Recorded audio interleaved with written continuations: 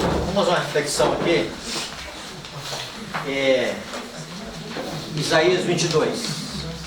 Abra a palavra de Deus aí, no livro de Isaías, no capítulo 22.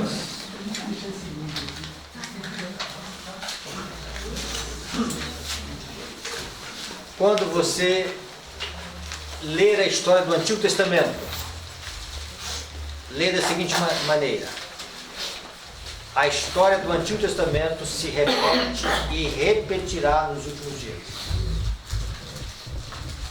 Segundo ponto, a serva do Senhor diz que Isaías, Ezequiel, Jeremias, eles escreveram mais para os nossos dias do que para os seus dias. Então leia o livro de Isaías na visão de hoje. O capítulo 22 fala de uma sentença contra o Vale da Visão. Essa palavra sentença, verso 1, contra o Vale da Visão, significa uma mensagem pesada contra o Vale da Visão. E começa dizendo o seguinte: que tens agora que todo o teu povo sobe aos telhados. Então, o profeta pergunta: o que está acontecendo com o povo, que o povo está em cima do telhado? Quando nós vamos assim ao contexto da época de Isaías, então as casas elas tinham terraços. Não tinha o tipo de laje que tem hoje, né? Da argamassa que tem hoje com a ferragem, mas tinha ali um tipo de laje da sua época, né? E certamente o povo está no telhado. E estar no telhado pode envolver algumas coisas. Pode envolver medo e pode envolver ter uma visão mais abrangente.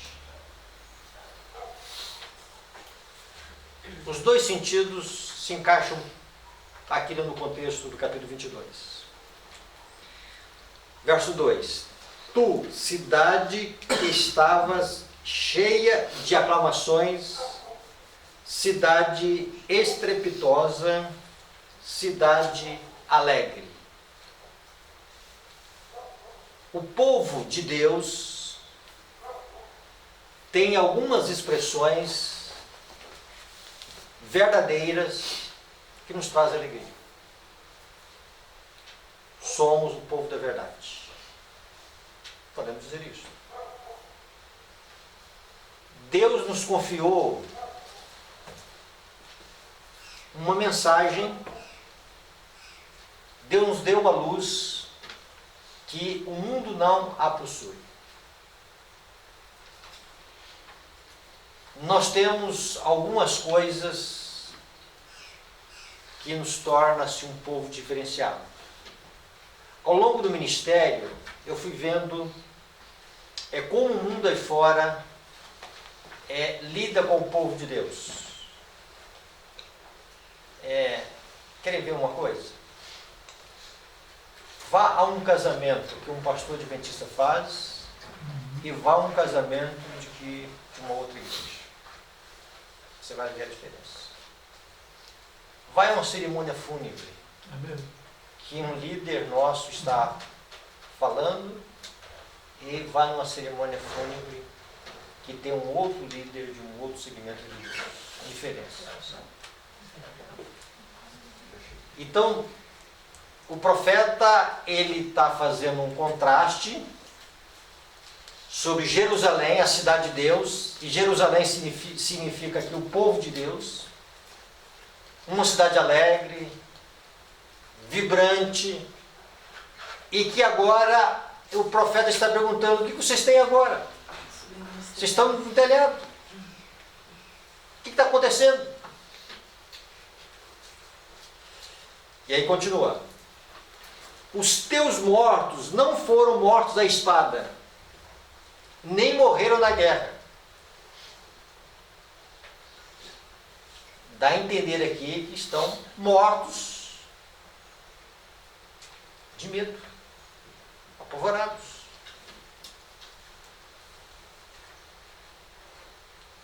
Todos os teus príncipes, todos os teus governantes,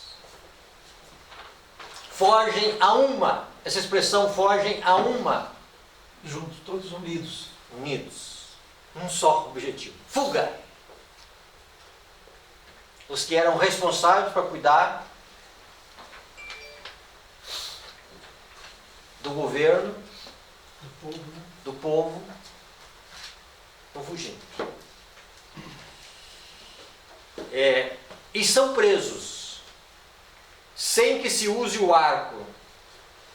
Todos os teus que foram encontrados foram presos, sem embargo, de já estarem longe e na fuga. Então, mentaliza aqui.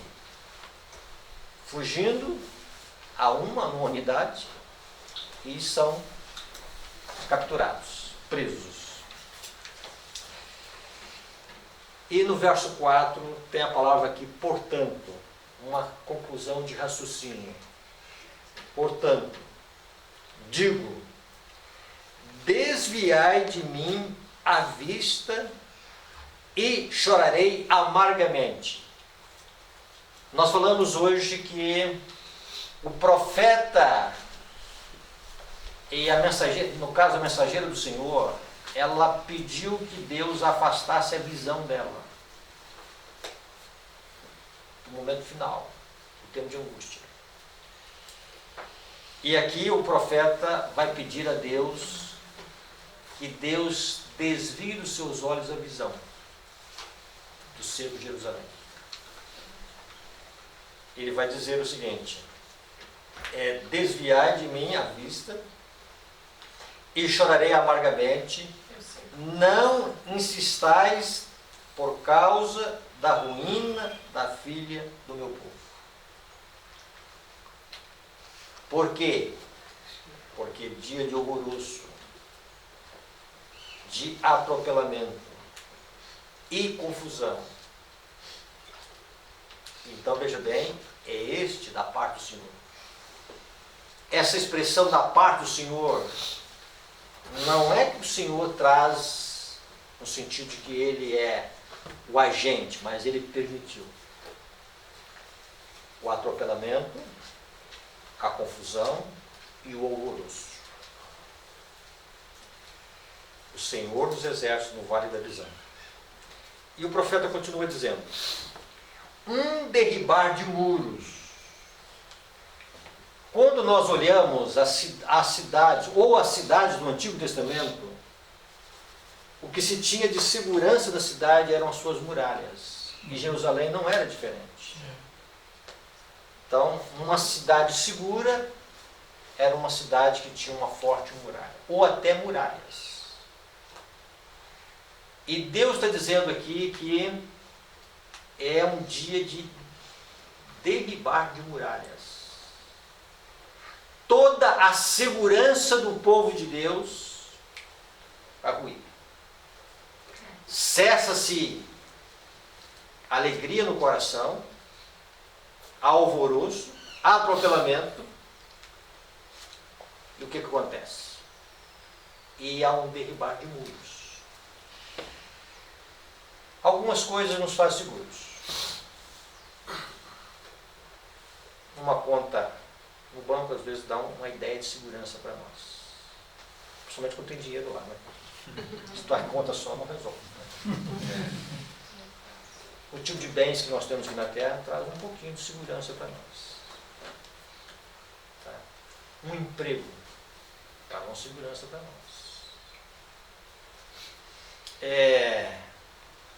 Uma aposentadoria traz um tipo de segurança para nós. Saúde também. Uma saúde traz. Né? Mas isso vai ruir por terra. Não. Vai ser um dia que as muralhas vão cair. A principal muralha que nós temos feito é a muralha do conceito laodiceano. Rico estou e de nada tenho falta. Isso tem colocado em nossa vida uma segurança carnal. Há uma satisfação consigo mesmo, há uma visão de que nós estamos bem. Isso vai ruir por terra. Dinheiro, emprego, não vai ter nenhum valor quando Jerusalém for sitiada.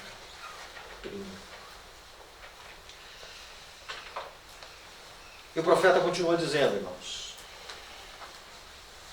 depois ele diz que é um dia de derribar de muros e um clamor que vai até os montes. É um dia de choro. Deixa aberto aí, não saia daí. Vai no capítulo 29, dá ali tem uma ampliação do que nós temos, né? No verso 1 e no verso 2. Ai da lareira de Deus, cidade lareira de Deus, em que Davi assentou o seu arraial, acrescentai ano a ano, deixai as festas que compraram o seu ciclo. Então, porei a lareira de Deus em aperto, em sítio, cercada, e ela será para mim verdadeira lareira de Deus. Tá? Acamparei ao redor de ti, cercar-te-ei com baluartes e levantarei, irmãos, né? E haverá, verso 2, e haverá pranto e lamentação, e ela será para mim verdadeira lareira de Deus.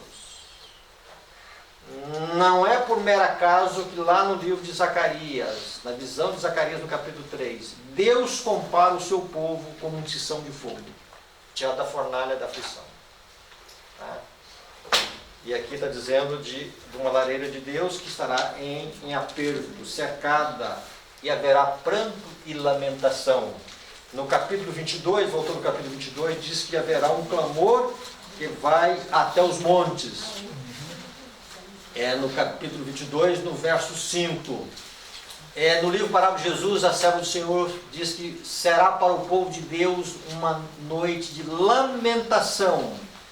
Será para o povo de Deus uma noite de choro, de perseguição por causa da palavra de Deus. Vamos lá. E o profeta agora, depois que ele vai explicar por que Deus precisa desviar a visão dele, né? Porque ele coloca a situação do povo de Deus. O povo de Deus alvoroçado, o povo de Deus aflito, o povo de Deus amargurado, o povo de Deus num clamor. E ele, no verso 6, ele dá um outro porquê. Porque Elão tomou aljava e vem com carros e cavaleiros.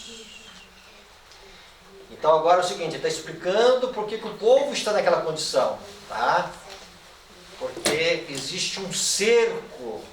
E esse cerco está dizendo que Elão está vindo com carros e cavaleiros. E aí vejam bem, e que descobre os seus escudos, né? Já é aqui, a expressão aqui é um preparativo de guerra. E vejam bem o verso 7. Os teus mais formosos vales se enchem de carros, e os cavaleiros se põem em ordem às portas. Então, irmãos, né? Os vales em volta de Jerusalém estarem cercados com inimigos.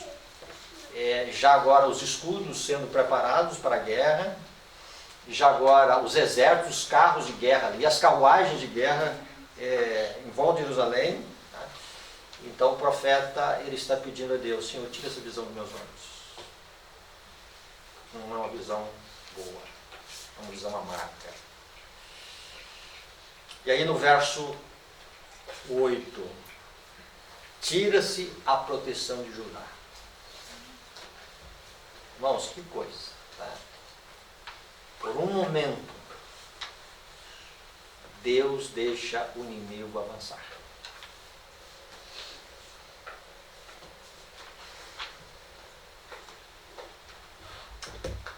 decreto dominical ele só vai acontecer dentro do querer de Deus. Não é Deus quem faz o decreto dominical, mas Deus permite. E se por um momento o decreto dominical não acontece no nosso mundo ainda, é porque Deus, na sua onisciência, Ele trabalha. Nós não vemos como Deus trabalha, mas Deus trabalha. Deus age. Os anjos de Deus visitam governantes, ajudam as decisões, mas chegará um momento em que Deus permitirá que o inimigo faça a sua obra de assolação sobre o povo de Deus. E aí no verso 8, depois que fala da proteção de Judá, vai ter aqui uma expressão naquele dia. Naquele dia olharás para as armas da casa do bosque. No verso 8. Casa do Bosque foi uma casa que foi construída na época de Salomão. Um lugar de, vamos dizer, grandeza humana. Muito ouro foi levado ali. Tá? Ali foi para que o povo de Deus colocasse as armas ali, nessa casa do bosque. Então, naquele dia olharás para a casa do bosque, notareis as brechas da cidade de Davi, por serem muitas. Então, brechas por onde o inimigo podia entrar facilmente, por serem muitas, e ajuntareis as águas do açude inferior. Nos tempos do Antigo Testamento, o açude, ele era, vamos dizer assim, essencial, como é hoje, né, a água numa cidade. Tá? Então eram feitos açudes. Então na época parece que Ezequias, que foram construídos ali um açude. Tá? E diz, veja bem, então o povo de Deus vai olhar para as brechas, vai olhar para a casa do bosque, vai olhar para o açude, também contareis as casas de Israel e delas derribareis para fortalecer os muros. Então, uma tentativa de fazer com que haja agora uma restauração da muralha para que o povo de Deus possa se sentir seguro. Fareis também um reservatório entre os dois muros para as águas do açude velho. Então, muitas providências que foram feitas no passado e muitas tentativas de providência que serão tentadas a serem colocadas no momento do cerco. Tá? Mas essas coisas não resolverão o cerco de Jerusalém. E vejam bem, o verso 11 é muito significativo aqui. Isso é verdade, né? Mas não cogitais de olhar para cima, Olhar para Deus. para aquele que suscitou essas calamidades, ou seja, para aquele que permitiu essas calamidades. Nem considerais naquele que há muito as formou. Essa visão de olhar para cima é uma visão de olhar para o santuário. Todas as portas estarão fechadas aqui na terra para o povo de Deus. A porta do emprego, a porta da aposentadoria, a porta da nossa habilidade para ganhar dinheiro, se é que alguns têm, mas eu não tenho. Tá? Então vejam bem, essa segurança que nós temos carnal na vida vai estar fechada, não vai resolver. Os bens que nós temos não vão resolver nada, tá? E estarão fechados para nós também. E certamente neste momento o comprar e vender vai se tornar sério. E só para nós entendermos aqui, nós não vamos entrar aqui na questão se é saudável ou não, se tem efeito ou não. Mas vamos entender só um detalhe aqui. Ano passado, no meio da crise, no mês de abril, eu fui convidado a ir à Serra do Cipó, falar lá sobre justificação pela fé. Eu fui, quando eu voltei da Serra do Cipó, eu fiquei feliz por estar na Serra do Cipó, lá no Prestígio não tinha coronavírus, não tinha Covid, não tinha nada disso, né? O pessoal lá estava preocupado com profecia, estudar a Bíblia, né? Numa serra, uma clínica nossa lá. E quando eu voltei, eu passei na cidade de Lagoa Santa. E aí já vi uma plaquinha, né? Ninguém entra sem máscara. Isso foi no mês de abril. No mês de maio, máscara já era obrigatório em todo lugar. Aí eu parei um momento desse para pensar numa coisa. Sem máscara, eu não consigo entrar em bancos, supermercados, farmácias, cartório, igrejas, consultório, irmãos. Só uma máscara. Eu não consigo comprar nem vender. E aí, eu fui um dia à feira de Monte Sião, cheguei em Monte Sião, né? Morar em Monte Sião. Falei assim, a feira livre vai ser diferente. Eu cheguei na feira livre, né? E aí, por uma questão assim, até de respeito às pessoas, né? O único sem máscara lá é o Jorge. Tá? Ao ar livre, não estou entrando aqui no mérito se é medicinal ou não. Estou dizendo aqui o seguinte, se eu não tiver a máscara, eu não viajo de avião, e eu não entro no ônibus circular, eu não entro no ônibus interestadual, no ônibus municipal, eu não sobrevivo com facilidade. Só uma máscara. Irmãos, Jerusalém já está cercada.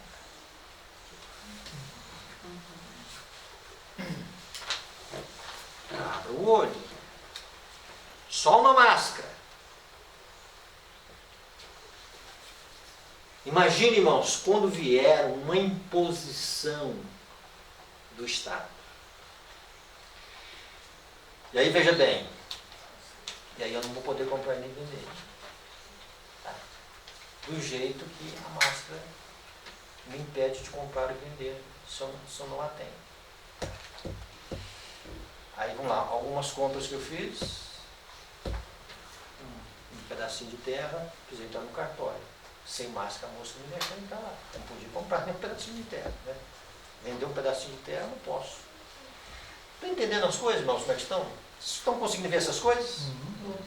Tá? A não ser que nós estejamos num mundo de uma bolha assim, né? O que está acontecendo? Não está acontecendo nada, né? Então, o Estado já colocou sobre a nossa consciência. E, já que não afeta em nada, né? Vou lá com a máscara, né? Vou entrar no supermercado com a máscara, né? Então vejam bem. Agora imagine o dia que literalmente nós estivermos cercados numa imposição que nós não teremos acesso. Vou usar aqui Monte Sião, porque eu moro lá, né? Ao Shimoda, ao supermercado União, ao cartório da cidade, à loja de tricô, tá certo? As pessoas dizem, não vou te atender aqui, entendeu? Se eu te atender aqui, você vai trazer um transtorno para mim. Fora a grosseria que eles falam. Outro dia eu estava com uma máscara um pouquinho aqui, ó. Uma senhora falou assim, levanta essa máscara. É esse jeito mesmo, tá? Então vejam bem, tá? Então vai estar fechada todas as portas para nós. E aí só vai ter uma porta aberta. A porta de cima. Olhar para cima. Então vamos lá. Aí vocês viram que na meditação que vocês fizeram aí, na folha aí do Testemunho Celebres, né? Lá fala que Deus está experimentando e provando o seu povo.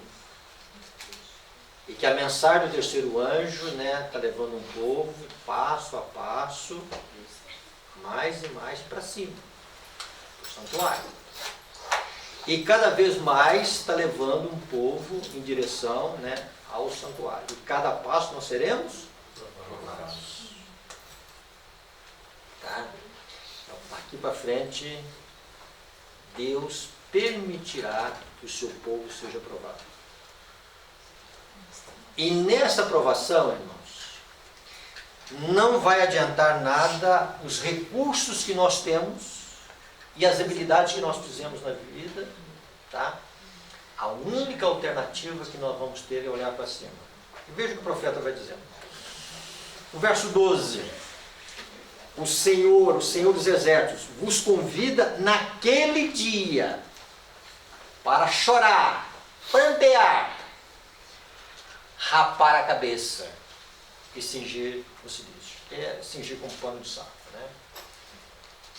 Aqui tem 4 coisas: chorar, prantear, rapar a cabeça e cingir.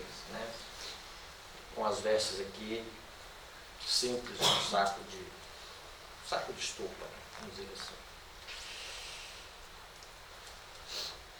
Todo mundo naquele dia vai ser careca. Não está escrito aqui na Bíblia? Do povo de Deus. E o que seria isto, Só para a gente entender isto. Alguém pode ler para nós Salmo 40, verso 12? Um outro pode ler para nós Salmo 38, verso 4.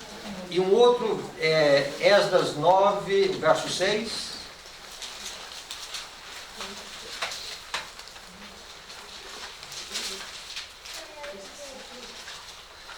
Salmo 40, 12. Pois incontáveis problemas me cercam e as minhas culpas me alcançaram.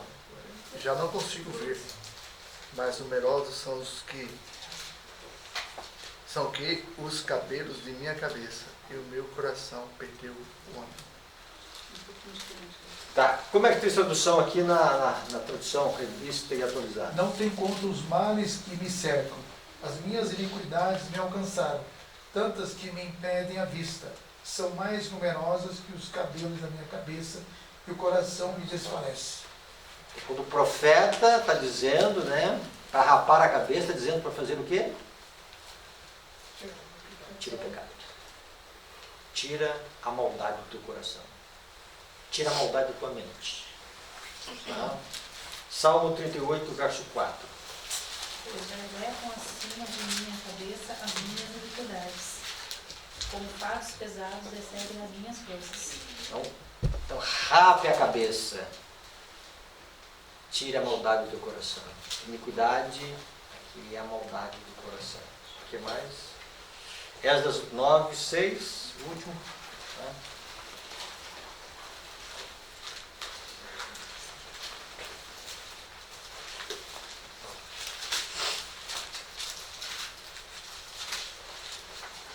E disse: Meu Deus, estou confuso e envergonhado para levantar a ti a face. Meu Deus, porque as nossas iniquidades se multiplicaram sobre a nossa cabeça, e a nossa culpa cresceu até os céus. Então veja bem, a maldade Na cabeça. na cabeça. E lá em cima, chegou o quê?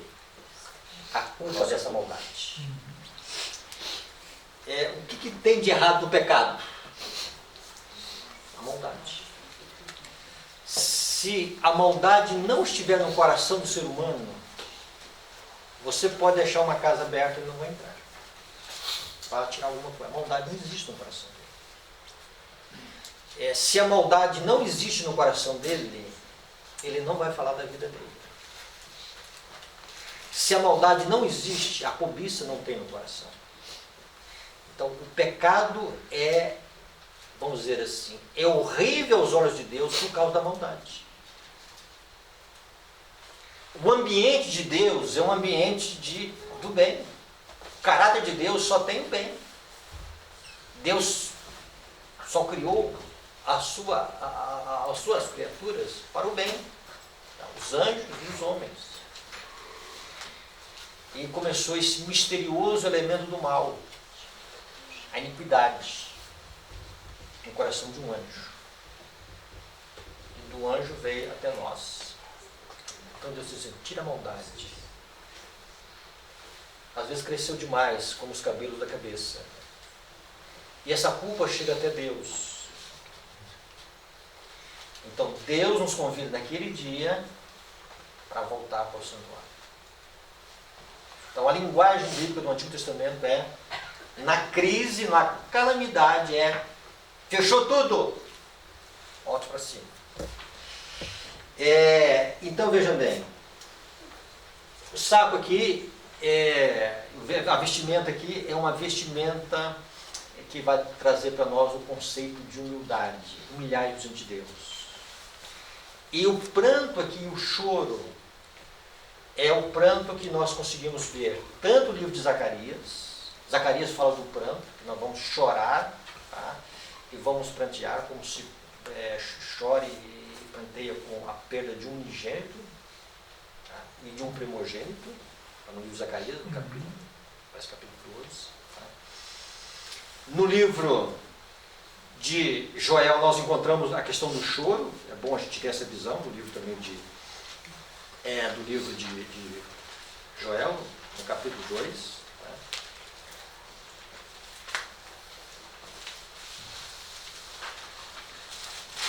Tá?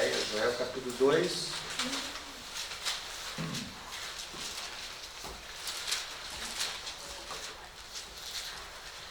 E diz assim, verso 12: ainda assim, agora mesmo, diz o Senhor, convertei-vos a mim de todo o vosso coração. E isso com jejuns, no plural. Está no plural. Tá? Com choro e com pranto. Tem vários tipos de jejuns. Tá?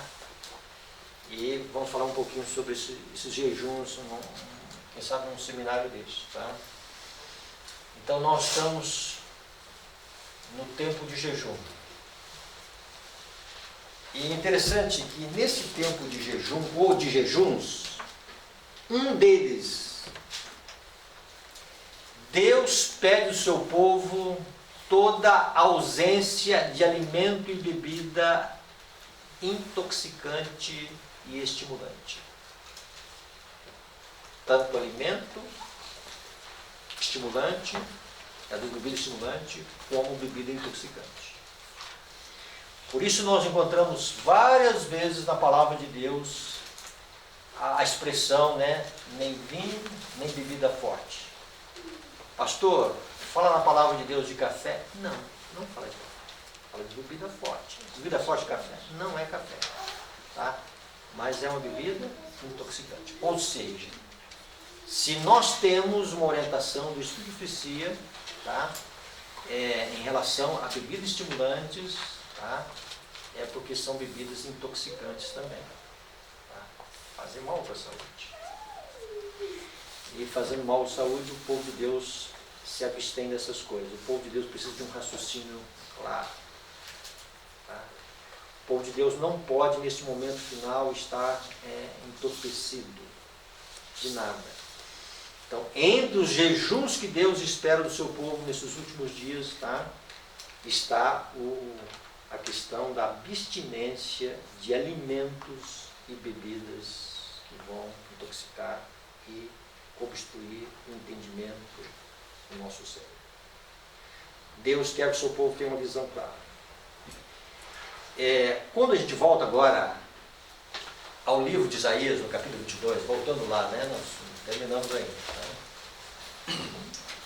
O capítulo 22, ele coloca para nós o chorar, o prantear, e o chorar pelos nossos pecados, a tristeza pelos nossos pecados, o rapar a cabeça, a maldade, ela tem que sair do nosso coração e a humildade do nosso coração. Então Deus está pedindo neste momento que nós estamos vivendo, irmãos.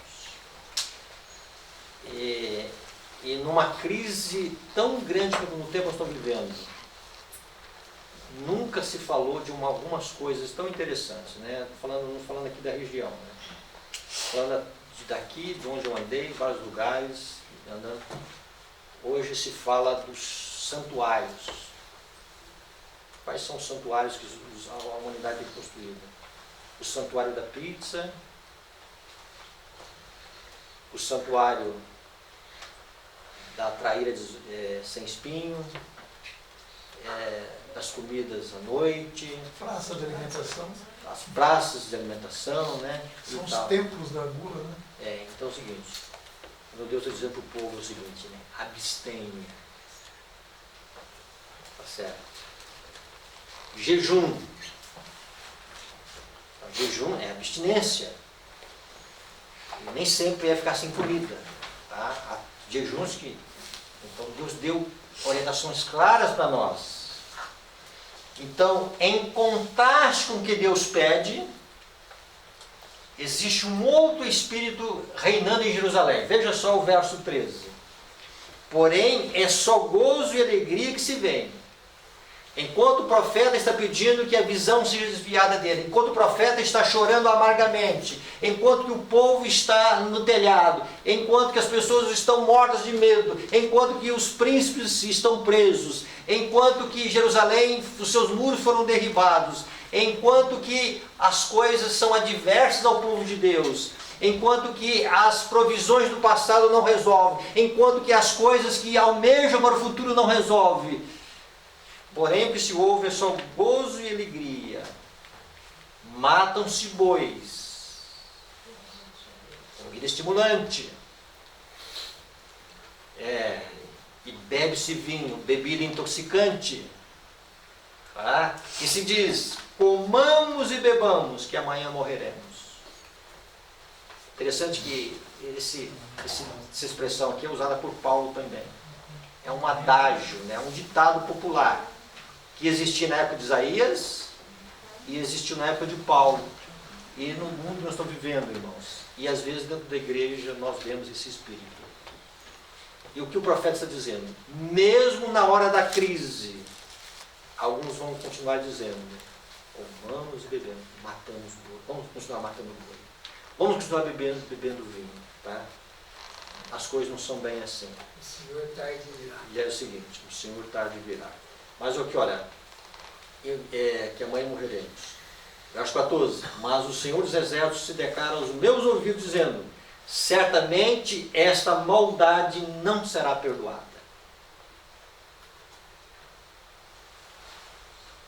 Essa maldade não será perdoada, até que morrais, diz o Senhor dos Exércitos. Irmãos, que mensagem que o profeta deixou para nós? Que tempo nós estamos vivendo? À medida que o fim vai se aproximando, nós temos que ter essa visão de cima.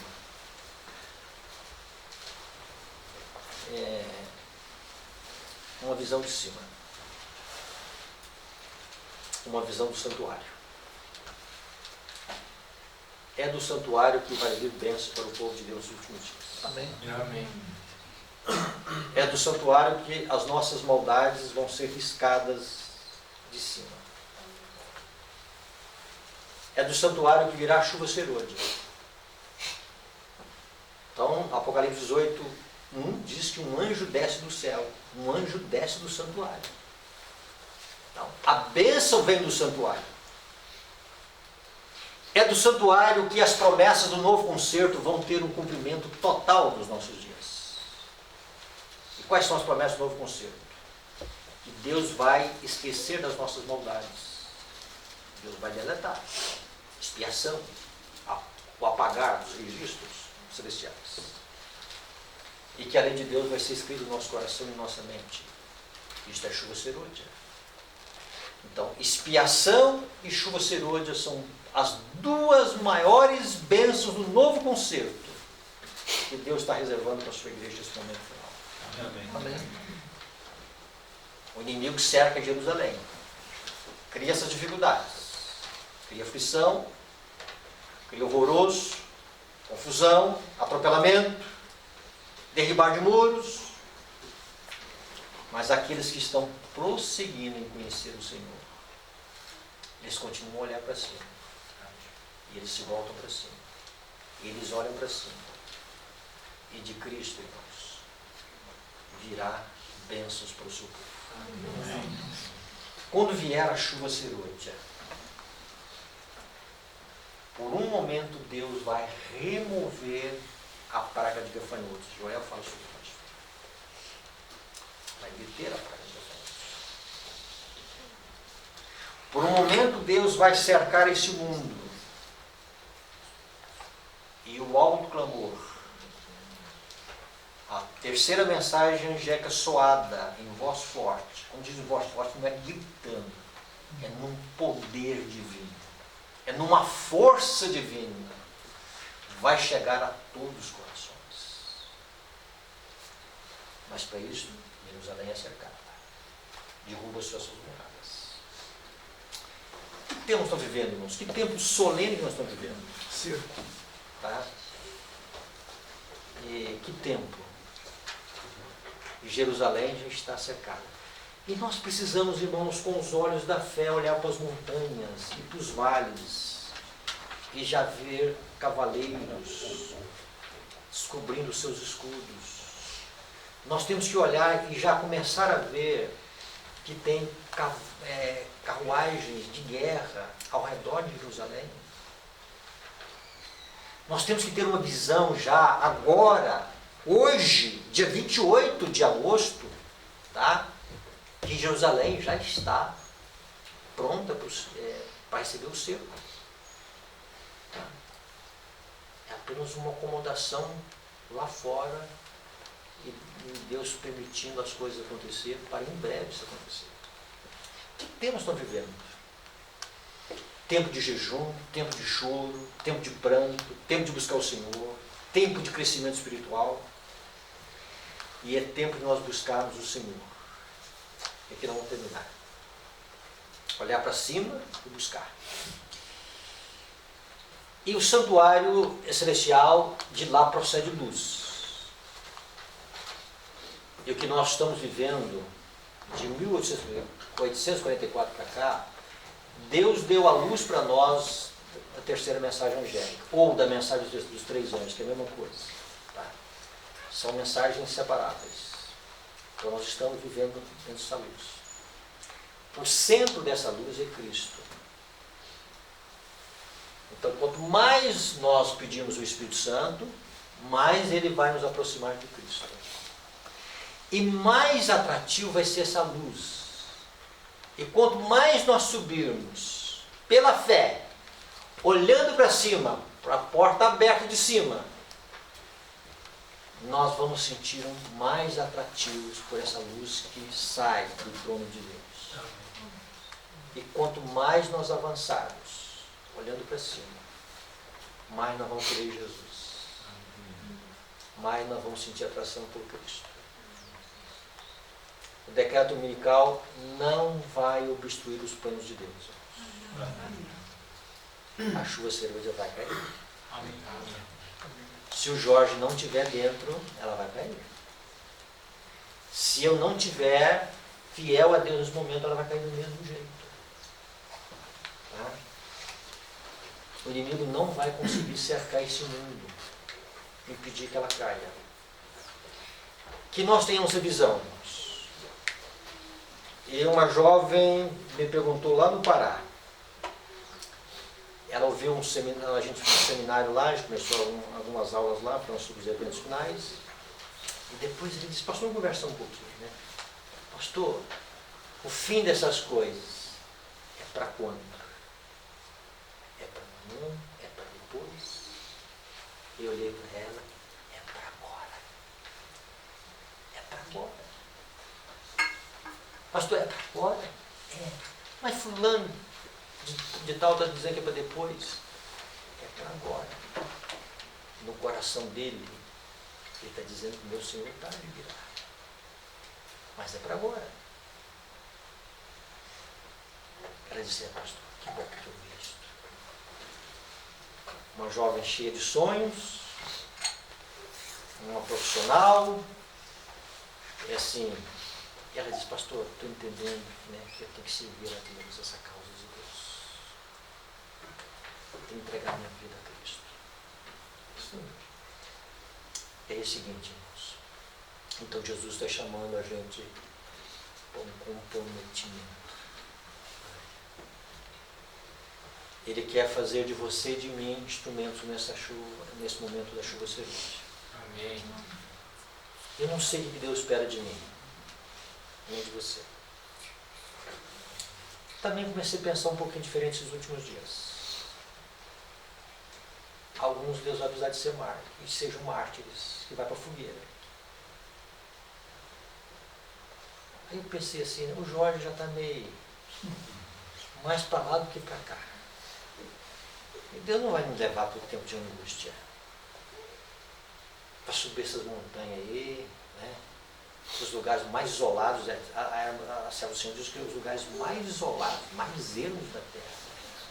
Ele vai levar um povo assim mais jovenzinho, né? Quem sabe Deus está precisando de mim para ser mártir, né? Isso entrou no meu coração há muitos anos, mas ultimamente tem entrado um pouquinho mais forte. Tá? Quem sabe Deus vai chamar alguns aqui para ser mártires. Tá? Alguns, o sangue dele vai ser semente para o Evangelho. Mas que a gente comece a morrer hoje para Cristo. Amém. Tá? Se uma coisinha de nada não estiver morrendo para Cristo, não é na hora final que eu vou entregar o meu corpo. E se eu entregar meu corpo na hora final, sem amor a Cristo, não vai valer de nada. Vai ser um corpo a ser queimado à toa. Vai ser um suicídio espiritual. Eu preciso, por causa de Cristo, por amor a Cristo, pela grandeza de Cristo. Reforma de vida não acontece para mim ter mais saúde. Faz parte das bênçãos, mas é por amor a Cristo. Renúncia de vida é por amor a Cristo. É por valor a expiação na cruz. Pelo amor de Cristo que foi estendido por nós. Nós precisamos ter mais paixão por Jesus, irmãos. Nós precisamos ter uma paixão tremenda por Jesus. E nós temos que pensar em coisas que somente agradam a Cristo. Tá? Jesus tem que ser o nosso centro, tudo de nós. E que nós saímos daqui amanhã, tá? Dizendo, olha, por amor a Jesus, eu vou fazer isto, eu vou renunciar a isto, eu vou me entregar a isto, eu vou evangelizar assim, eu vou me dedicar assim. Tá? Então Deus está chamando um povo. Tá? Há um comprometimento. Então, breve nós vamos estar olhando só para cima. Deus abençoe. Amém? Quando a gente lê aqui